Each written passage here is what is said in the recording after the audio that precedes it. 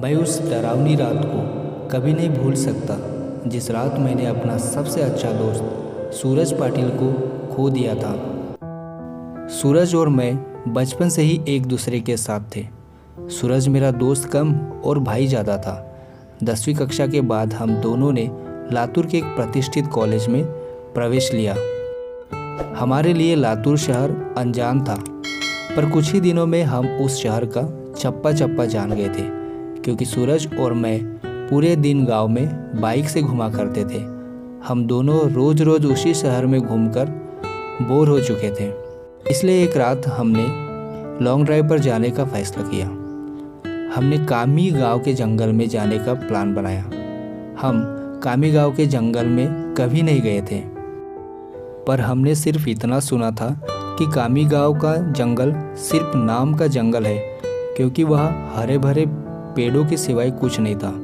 क्योंकि उस जंगल में जो भी जंगली जानवर थे वो शिकार के कारण खत्म हो चुके थे।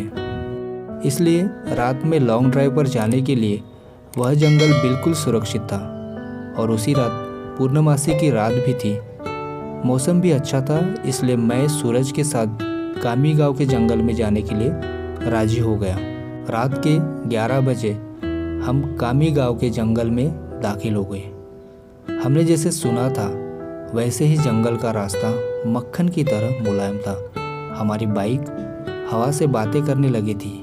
वाकई बहुत मज़ा आ रहा था, पर मुझे इस बात से हैरानी हो रही थी कि हम जंगल के इतने अंदर दाखिल हो चुके थे, पर तब भी हमें रास्ते में एक भी गाड़ी दिखाई नहीं दे रही थी। जंगल का पूरा रास्ता सुनसान पड़ा हुआ था।